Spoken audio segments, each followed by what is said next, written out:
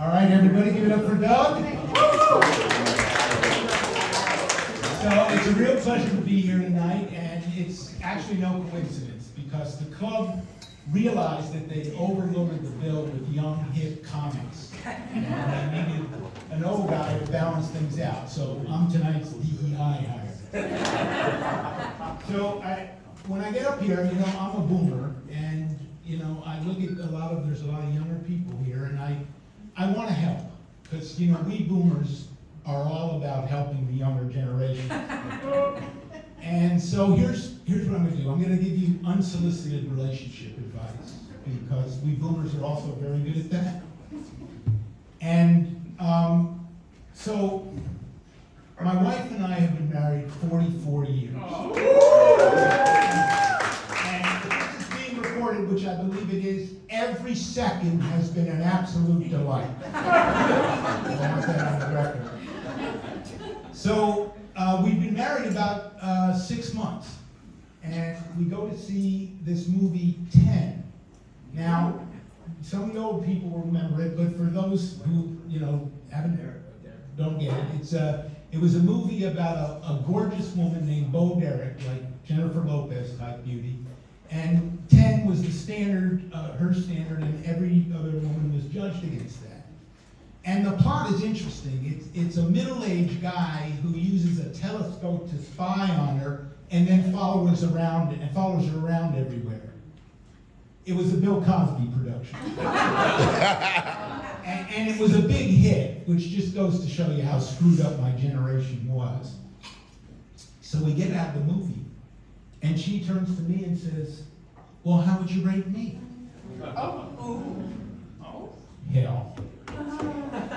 But we'd only been married 6 months, and I thought that open, honest communication was important in a marriage. So I told her she was 7.5.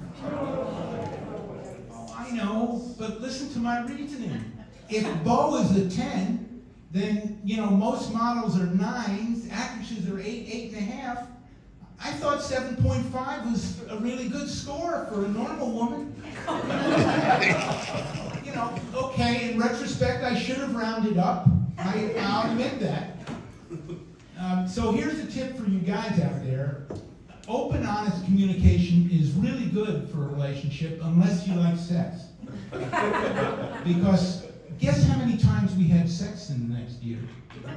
That's right, 7.5. And you say, how can you have 0.5 of sex? Well, for her it was a 1, and for me it was a 0, so 0.5. So I thought what I'd do here is help some people through this, so let's practice a little. So you, sir, please. If your partner says, "Do you think I need Ozempic?" What do you say? Not at all. Not at all. That's very good. It's almost perfect. I give it a good score, but it's not at all. You gotta have a lot of enthusiasm. Hell no. Okay, even if she looks like a before ad for Weight Watchers, it's hell no. We're not looking for open, honest communication. Let's try it again. And you, sir, if your partner says, "If you could change one thing about me, what would it be?" What do you say? Darling. Not a thing. We're the same age. So. Well, that's beautiful. That's very good. Again, we could use a lot more enthusiasm there. Not a thing. Yeah. But you realize that even if you're screaming inside, just be on time for once in your fucking life. The answer is still not a thing. Very good. Again, open, honest communication is not what we're really looking for. So let's step it up a level. Okay, sir. Your partner comes to you and says, "Which of my girlfriends do you think is the sexiest?" Please, what's your answer? First of all, the clock is running.